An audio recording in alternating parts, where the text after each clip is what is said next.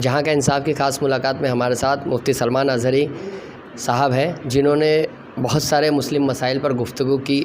और अब जो मसला चल रहा है ज्ञानवापी का, जैसे कि बताया जा रहा है, हिंदू फरीक ने जो है ये दावा कर दिया है कि ज्ञानवापी जो है वो मंदिर थी और मंदिर तोड़कर मस्जिद बनाई गई, और ऐसे में जो है वहाँ शिवलिंग होने का भी दावा किया गया, जिसके बाद जो है मस्जिद को सील करने की बात कही गई थी। और आगे जो है मामला जो है तनाज़े का शिकार हो रहा है और कोर्ट में एक केस है। तो आप इस मसले पर क्या कहना चाहेंगे? बिस्मिल्लाहिर्रहमानिर्रहीम, अल्हम्दुलिल्लाहि वकफ़ा वसलामुन अला हबीबिहिल मुस्तफ़ा, अम्मा बाद। इससे कबल भी मैंने आपके सामने इस बात की वजाहत की थी। ज्ञानवापी मस्जिद जो है वो आज की नहीं है, पिछले कई सौ सालों से वहाँ पर मस्जिद है, और एक बार जो मस्जिद बन गई है वो मस्जिद ही रहेगी, क़यामत तक वो मस्जिद रहेगी, और हम उसको मस्जिद ही तस्लीम करते हैं। और ऐसा नहीं है कि ये औरंगज़ेब के ज़माने की मस्जिद है, बल्कि तारीख़ी शवाहिद में उससे भी पहले की ये मस्जिद है, कई औरंगज़ेब से भी कई सौ साल पहले की, जबकि ये जाहिल वो भी नहीं समझते, तारीख़ भी नहीं मालूम। अब रही बात, अब इनको पूरे हिंदुस्तान का माहौल ख़राब करना है, हिंदू मुस्लिम को लड़ाना है ताकि सारे मुद्दे छुप जाएं और सारी अवाम जो है ये मस्जिद और मंदिर के मसाइल में लड़ती रह जाए, महंगाई का किसी को ख़याल भी ना रहे। अभी देखो, इन लोगों ने पूरी टीवी चैनल्स पर भी दिन रात इसी मुद्दे को ऐसा गरमाया हुआ है कि किसी को ख़बर भी नहीं है कि पेट्रोल कितने और डीज़ल कितने रुपए का आज मिल रहा है, मार्केट में दालें चावल और दीगर अपनी अशियाए ख़ुर्दनी कितनी महंगी हो गई, इस पर कोई डिस्कशन ही नहीं है। मसला ये है कि अपनी नाकामी को छुपाने के लिए ये मंदिर और मस्जिद के टॉपिक छेड़े जाते हैं। आज भी वही हो रहा है। अब मुझे बताइए, इतने सालों से ज्ञानवापी मस्जिद में नमाज भी हो रही है, अल्हम्दुलिल्लाह वहाँ पर जुमा दीगर नमाज़ें क़ायम होती हैं, और 1937 के फ़ैसले के बाद, जो आपको मैंने इससे कबल भी बताया था, 1947 के बाद जो भी मस्जिद और जो भी मंदिर अपनी जगह पर है उसी तरह कायम रहेगी, उसको चैलेंज नहीं किया जाएगा। ये कोर्ट का आदेश है, उसी का पालन करते हुए अब तक रहना चाहिए। लेकिन अभी कुछ शिद्दत पसंद, कुछ ऐसे लोग जो आतंकवाद जहन रखते हैं, वो ज़बरदस्ती मस्जिद के अंदर इंटर हो करके अपनी कुछ न कुछ चीज़ें दाखिल करने की कोशिश करते हैं। अब हमें समझ में नहीं आता, इन लोगों ने ऑलरेडी पता नहीं वहाँ पर एक कॉरिडोर के लिए कितनी मंदिरों को तोड़ा है। ये भी आपको पता है, ख़बर भी मौजूद है। उन मंदिरों को तोड़ने के वक्त इनको कुछ ख्याल नहीं आया और मस्जिद के अंदर एक लिंग ढूंढने के लिए आ गए। और हैरत की बात यह है कि सर्वे का ऑर्डर दिया गया, सर्वे करवाया गया, जैसा कि अभी तक मालूमात है, और मस्जिद के अंदर मौजूद फव्वारे को, जो पानी का फव्वारा था, शिवलिंग का नाम दे दिया गया। मियाँ, जहाँ कहीं पे भी थोड़ी सी गोल और लंबी चीज़ नज़र आए वो सब लिंग ही होता है क्या? ये ज़रूरी नहीं है कि हर जगह तुम जो है शिवलिंग को ही ढूंढते रह जाओ। वैसे तो मैं ये कहता हूँ कि ये बदलने में इतने माहिर हैं, जिनके बाप दादाओं ने कुछ बनाया नहीं ना, वो दूसरों की प्रॉपर्टी पर कब्ज़ा करने की आदत रखते हैं। इनका हाल यही है। मैं इनसे ये कहता हूँ कि जाओ थोड़ा और खुदाई शुरू करो, शायद बुर्ज खलीफा जो है ना वो दुबई का, उसको भी खोदोगे तो बुर्जेश्वर मंदिर निकल जाएगा। वो बुर्ज खलीफा नहीं है, वो बुर्जेश्वर है। हाँ, लाल किला नहीं, लालेश्वर है। चंद दिनों के बाद लाल किले का भी आ जाएगा। तेजू महल की बात, हाँ, ताजमहल नहीं, तेजू महल, वो भी चालू हो चुका है, तेजू महल हो चुका है। और फिर ये सारी चीज़ें होते होते अब कुतुब मीनार का भी मसला आया है। तो मैंने एक साहब से पूछा तो पता चला, हाँ, कुतुब मीनार वो भी जो है ना वो शिवलिंग था। हाँ, शिवलिंग था। तो अगर इसी तरह सारे मीनार लिंग होते चले गए तो मेरे अजीज़ों, ये क्या है? ये नफ़रत फैलाना है, नफ़रत फैलाना है। बल्कि एक साहब ने तो हमें ये भी कहा कि अब तो डर ऐसा लग रहा है कि गूगल भी अपना नाम बदल करके गोपाल रख रहा है।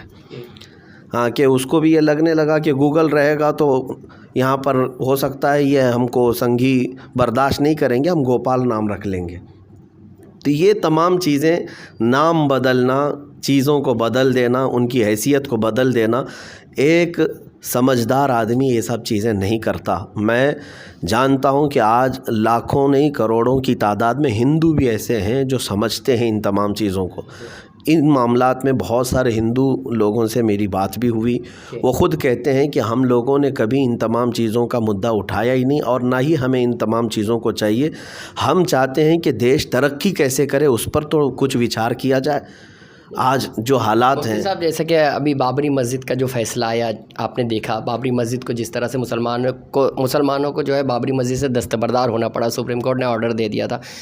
आपको नहीं लग रहा है कि ज्ञानवापी की मस्जिद भी उसी तर्ज पर जा रही है और आगे जो है आस्था पर अगर कोई फ़ैसला आता है तो ये मस्जिद भी उसी रास्ते पर जा रही है, इस तरह से हालात जैसे लग रहे हैं? हाँ, सब यही है। अगर इंसाफ और अदालत इसी तरह कायम होते रहें, आज ये आस्था पर फैसला करेंगे, कल पास्ता पे फैसला करेंगे।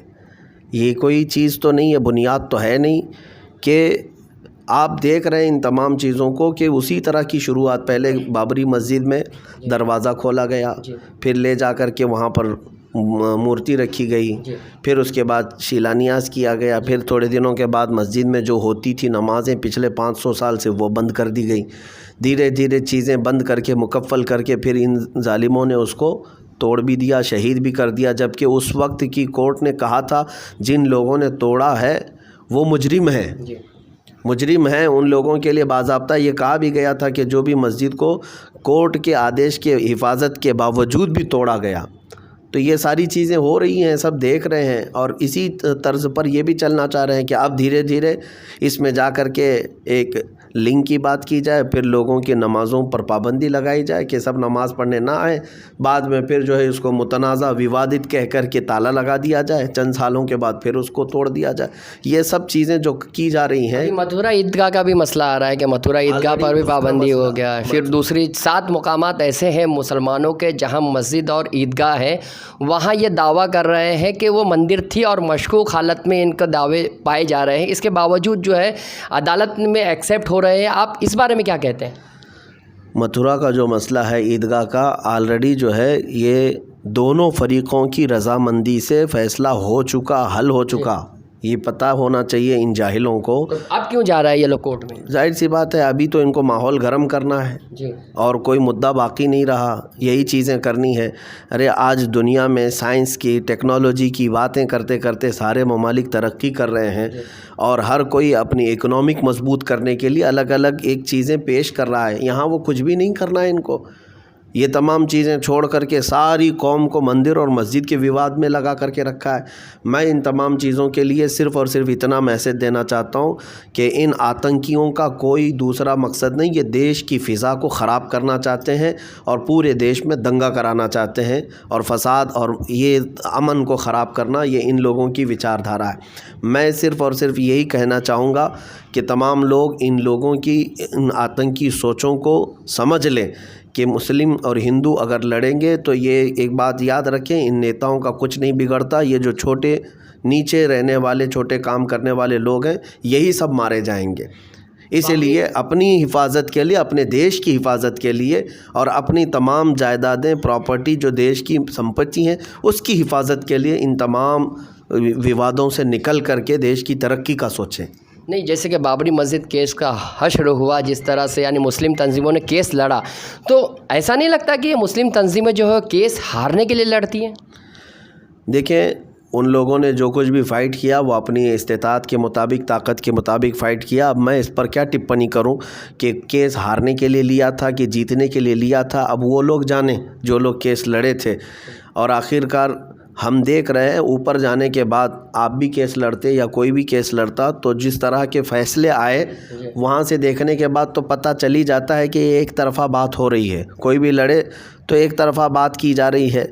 इसलिए अब हम यही कहना चाहते हैं कि पहली सूरत में फसाद होने से रोका जाए, देश को लड़ने भिड़ने और दंगे होने से बचाया जाए। उसके बाद ये मिल बैठ कर के फ़ैसले होते रहेंगे, मुज़ाकरात से बहुत सारे मसाइल हल होते रहेंगे। ये तो मुफ्ती अज़हरी जो बता रहे थे कि कुल मिलाकर जो मामला है, नफ़रत की सियासत की जा रही है, मंदिर मस्जिद के नाम पर वोटों की तकसीम का मामला किया जा रहा है और हालात मुल्क के ख़राब करने की कोशिश की जा रही है। इससे बचने की ज़रूरत है और इस तरह के जो प्रोपेगेंडे है वो इस तरह से चलाकर जो है वो सरकार अपने आप को जो है असल मसले से हटाकर, जहन हटाकर दूसरे मसले पर जहन डालने की कोशिश कर रही है। जहाँ का इंसाफ की खास रिपोर्ट।